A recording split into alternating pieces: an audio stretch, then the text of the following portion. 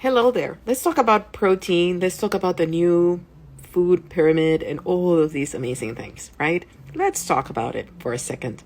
Because I feel, and that I experience that with all of my clients, is that we go from hyper focusing on one macro and making the devil another macro. And then we realize, oops, we are out of balance. Now we need to focus on this other macro. And then we're still out of balance. Ideally, you want a plate that has protein, that has fiber, that has fat, and that includes complex carbs. It doesn't mean that you have to shy away from carbs altogether. And now it doesn't mean that because you need to eat more protein that you're going to lean heavily on the red meats, on the saturated fats. Again, we're doing it again. Before you know it, I have to address comments from carnivores saying that that is the cure for diabetes and that is the cure for blood sugar imbalance.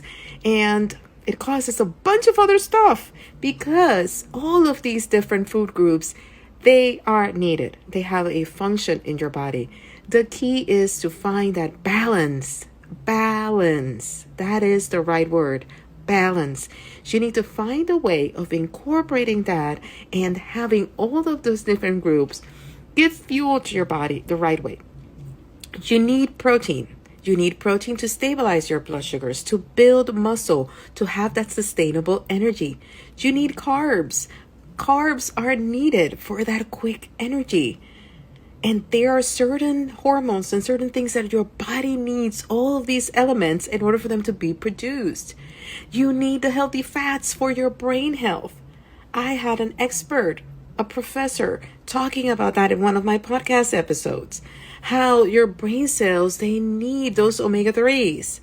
So you're seeing what the problem is. Fiber helps you with blood sugar imbalance because you're going to stay full longer. You're going to be able to avoid that sudden spike. So you see how everything, and where is fiber? Fruits, vegetables, and whole grains, beans, legumes. That's where you get your fiber. So if we hyper focus and now we're going to turn into carnivores, what is going to happen after?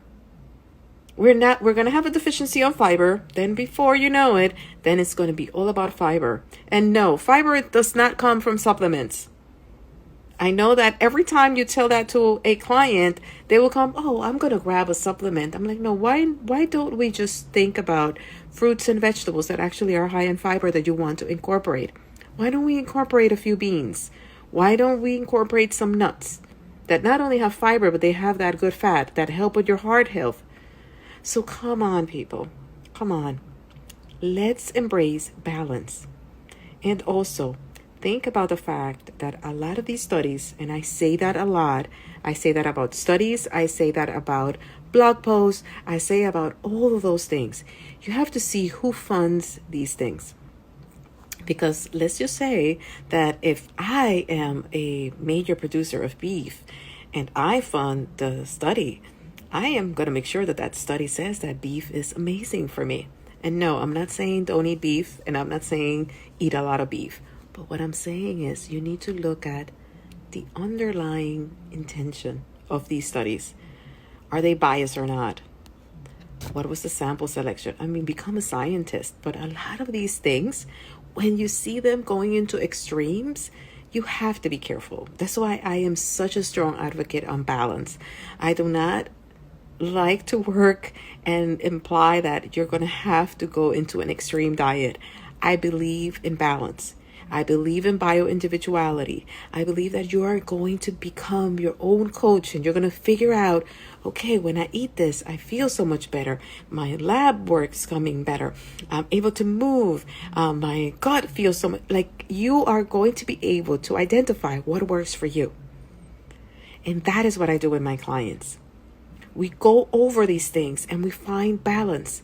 We find the foods, the activities that you enjoy that support your health and wellness, that give you that energy, that reverse that prediabetes, that lowers that A1C, and you are able to do these things sustainably.